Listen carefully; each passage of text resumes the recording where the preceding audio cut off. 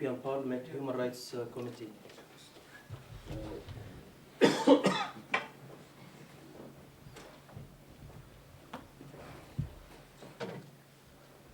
Dear friends, I am most honored to be able to address your conference via a good friend of mine, Mr. Iyas Maleh. I have got to know Iyas and Maleh through our work at the European Parliament Subcommittee on Human Rights concerning the situation of human rights defenders in Syria, and of course in trying to get his father, Mr. Haytham Maleh, out of prison. The bad human rights situation in Syria worsened in 2009. Human rights proponents face intense persuasion, and passing and receiving information is terribly difficult and even outright dangerous in Syria.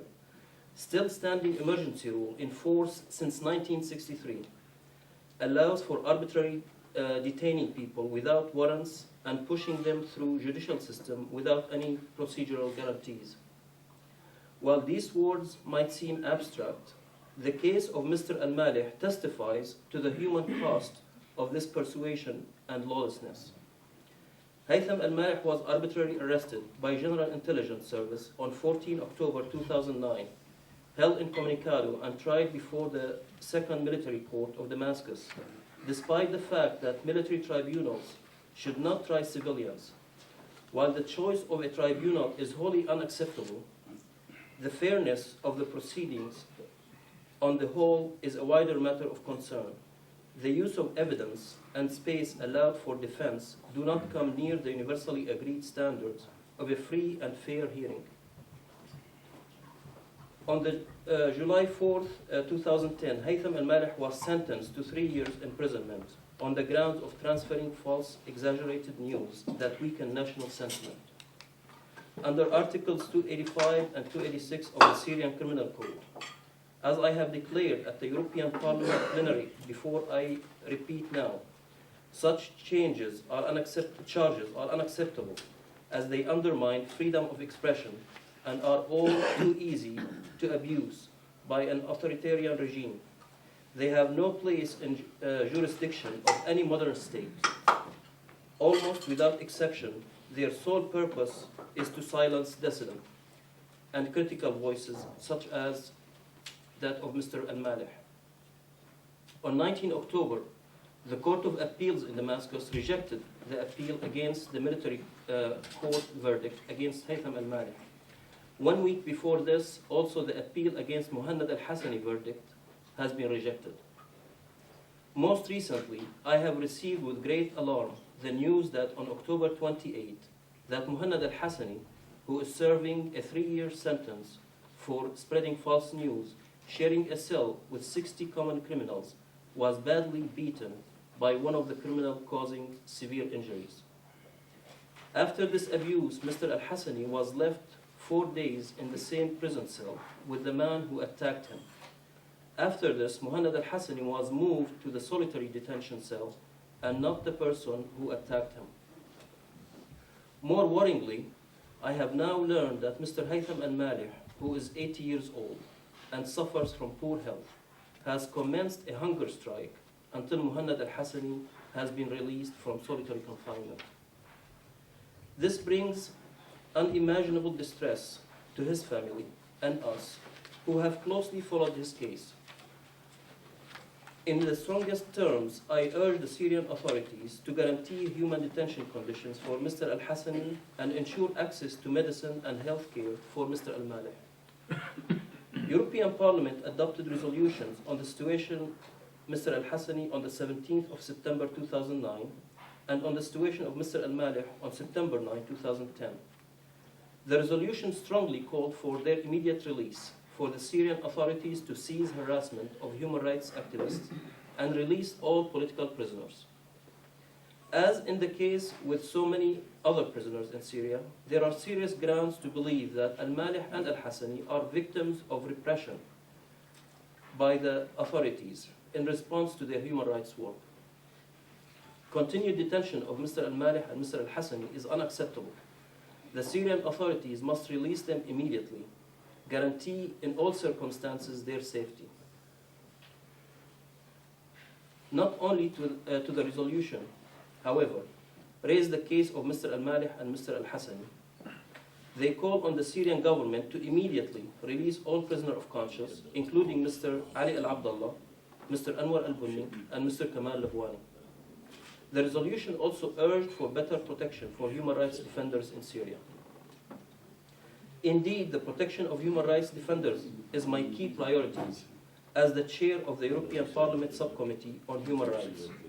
On the 17th June, the European Parliament adopted with near unanimity my report on how the EU could protect human rights defenders better around the world. In my report, I made concrete proposals on how the EU human rights policy could be made more effective. I aim to give all EU delegations abroad tools on how they can help human rights defenders and advocates to stay safe and continue their vital work. Now, when these tools have been prepared, I also expect the EU delegations to use them and offer concrete help to all those activists who have been persecuted by their governments. For instance, key recommendations of the report are to create a job of a human rights official all the EU delegations abroad, and a requirement that these delegations have a concrete plan on how they would assist the human rights defenders on the ground. This is vitally important in the case of Syria, and implementations of these recommendations shall be followed up carefully by the subcommittee. I urge you all to be in touch with the EU delegation in Damascus for this aim. As these problems in Syria with regards to persecution and imprisonments of the human rights defenders are actually pressing, I instructed the Subcommittee on Human Rights to discuss the prison conditions in Syria on October 25. No access is allowed for human rights organizations to detention facilities, and reports of severe torture and ill treatment, incommunicado detention, and arbitrary arrest are frequent. There are also reported deaths in detention. This information is all the more crucial against the background that the draft association agreement between EU and Syria is being negotiated. At the hearing, the members of the subcommittee stressed that it is vitally important that EU members that are the core of any cooperation must always be the respect for human rights. Indeed, the Treaty of Lisbon says that the Union is founded on respect for human rights, that in its relations with the wider world, the Union shall contribute to protection of human rights, and that the Union's action on the international scene shall be guided by the universality and indivisibility of human rights and fundamental freedoms. As the promotion of human rights is both a basic value and an objective for the Union's foreign policy, so must it also be a cornerstone in any continuing dialogue between the EU and Syria. The members of the subcommittee further underlined that in order to complete the negotiations and any agreement, it is of paramount importance that EU pay particular attention to the human rights situation in Syria. My colleagues, in conclusion, I wish to assure you that I, as the chairwoman of the European Parliament Subcommittee on Human Rights, shall remain seized on the situation of human rights and human rights defenders in Syria. I will also ensure that the subcommittee shall closely monitor the progress with regards to the association agreement. As final words, I would like to recall above the agreement, reports and treaties. These misguided policies and outright abusive practices have a terrible human rights cost. In case of Haytham Al-Maleh, we have no time to waste. I fear for the effects of the hunger strike for his already fragile health and poor access to medication. He must be released immediately. Dear friends, we must stand steadfast in our support for the work of human rights defenders.